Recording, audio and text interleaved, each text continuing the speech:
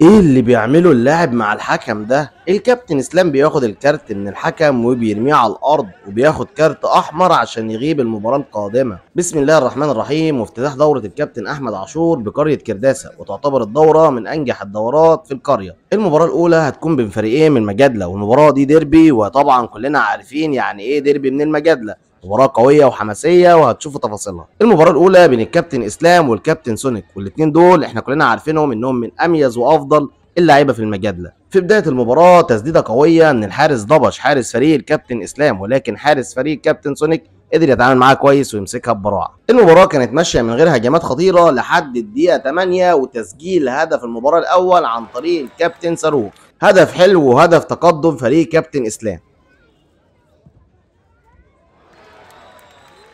ودي اول كرة للكابتن سونيك على مرمى فريق كابتن اسلام، لكن طبعا بعيده، وطبعا دي فاول وكرة خطيره جدا على مرمى فريق كابتن اسلام. يا ترى هيحصل فيها ايه؟ وهوبا في العارضه، يا خبر ابيض، بصراحه ملعوبه حلو، لكن العارضه بتنقذ فريق كابتن اسلام. اللي بيعمله حارس المرمى ده خطيره جدا، لكن الكرة بتطلع ضربه ركنيه. ترقيصه حلوه بصراحه، لكن الكرة طلعت ضربة ركنية على فريقه. وادي كرة فاول تاني، ويا ترى هيحصل ايه؟ لكن طلعت بره. وبينتهي الشوط الاول 1-0 لفريق كابتن اسلام. ونبدا الشوط الثاني باول هجمة في اللقاء لفريق كابتن سونيك، ولكن ضربة ركنية. يا ترى ايه اللي هيحصل في الركنية دي؟ هنشوف ايه اللي هيحصل. خطيرة، هدف التعادل. قلت لكم مباراة قوية، انا قلت لكم مباراة قوية. هدف حلو، لكن الكرة كانت زحمة واللاعب قدر يحطها، لكن الضبش ما تعاملش معاها كويس، لكن هدف جميل. وادي هجمة خطيرة لفريق الكابتن اسلام، ولكن بره. وادي كرة طويلة حلوة ملعوبة لسونيك يا ضبش يا لعيب، يا ضبش يا حارس يا كبير.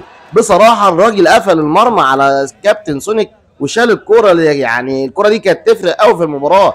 كرة هدف صراحة، يعني ما تتعوضش. وادي كرة للكابتن اسلام خطيرة في العارضة. يا راجل، ومطالبة بضرب الجزاء. ايه اللي بيعمله الكابتن اسلام ده يا جدعان؟ مش ممكن، مش معقولة لعيب كبير زي الكابتن اسلام يعمل كده، مش معقول بصراحة. خد كارت احمر، يا خبر ابيض.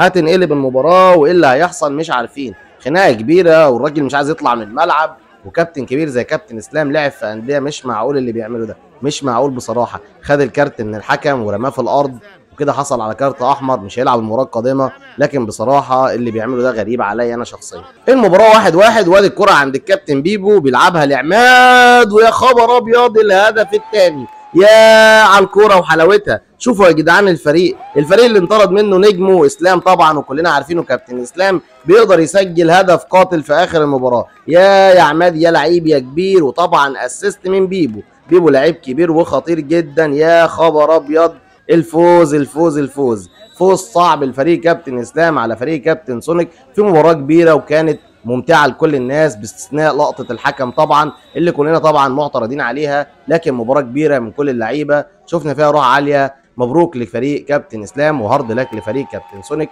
وبالتوفيق لجميع الفرق في المباراه القادمه.